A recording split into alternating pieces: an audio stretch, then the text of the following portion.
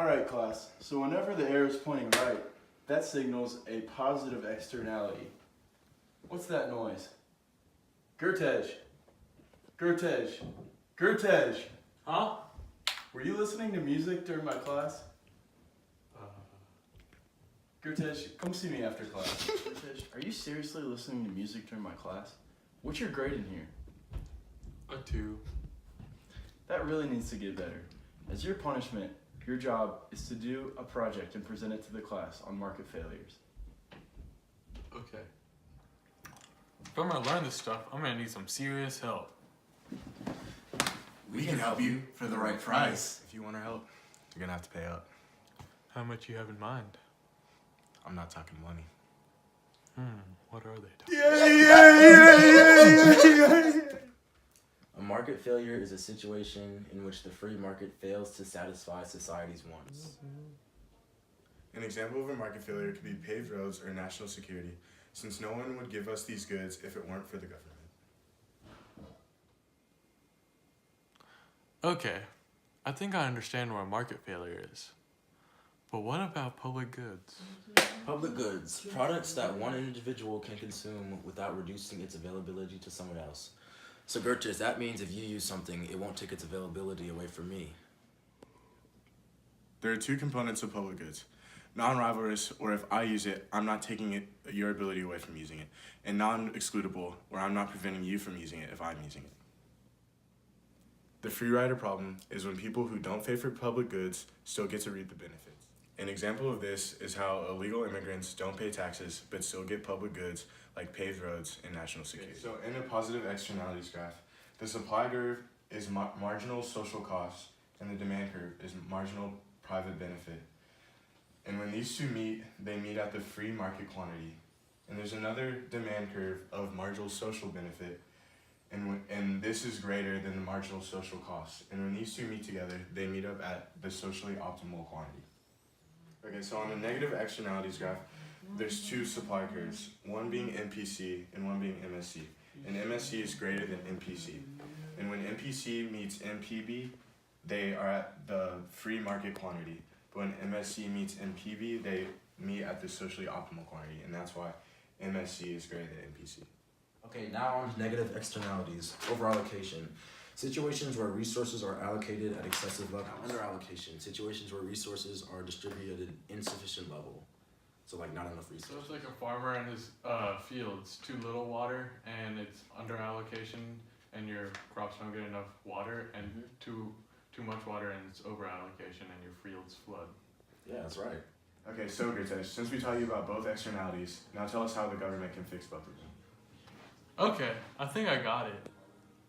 That was So in a positive externality, the social marginal benefit is higher than demand, and in order to fix this, the government provides subsidies. In a negative externality, the marginal social benefit is lower than supply, and in order to fix this, the government's raised taxation on these goods and services. Good work so far, guys. Now, let's talk about a more specific externality, like pollution. Someone tell me about the common pool problem. Common pool resource is a type of good consisting of natural human-made resources. These things are like fishing grounds where the more people use them, the less there are for everyone else. Not bad. A solution to this problem of pollution can be providing incentives for reducing the pollution from the businesses. Okay, so this is the Lorenz curve graph, and this basically shows the unequal distribution of income at a certain place. So this line right here shows the perfect equality. This line right here is the Lorenz curve, and the Gini coefficient is the difference between perfect equality and the Lorenz curve. And this band area, like the space between perfect equality and the Lorenz curve, shows the degree of income inequality at whatever place you're at. Thanks, Dylan. I couldn't help but notice the lower income on the Lorenz curve. Are these the people that receive welfare? Yes, Gertej, these people cannot afford to get their basic needs, so the government provides them with basic needs through welfare. So, on to taxes. The first kind of tax we're going to be looking at is progressive tax. As the tax rate increases, the amount taxed increases. The next kind of tax is regressive tax. As the tax rate decreases, the amount of taxation increases. Okay, so the last kind of tax is proportional tax. And this one, it's a fixed rate, so it doesn't matter if it increases or decreases. It's going to stay the same all the time. As you can see here, we have a graph with a supply taxation. Right here is the normal supply line, and here is the supply line with the taxation. As you can see, the consumers have to pay a higher price because of the taxation. The producers, on the other hand, only receive the price, they receive a lower price than before the taxation. This creates a big area in the middle, as seen by right here, and that is where the government gets their revenue. On the top is where the consumers get their excess revenue, and on the bottom is where the producers are getting all of their revenue.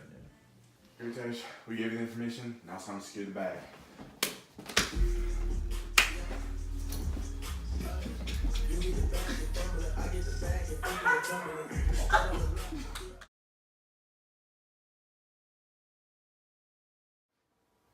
Alright, class, let me talk to you about market failures and government involvement. That's a wrap. I hope you enjoyed my presentation. Congratulations, Gertesh. You achieved your best grade of the year. You earned a 70.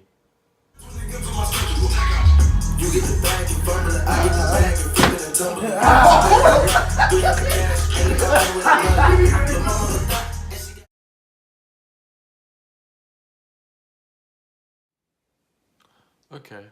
I think. That was Kalo.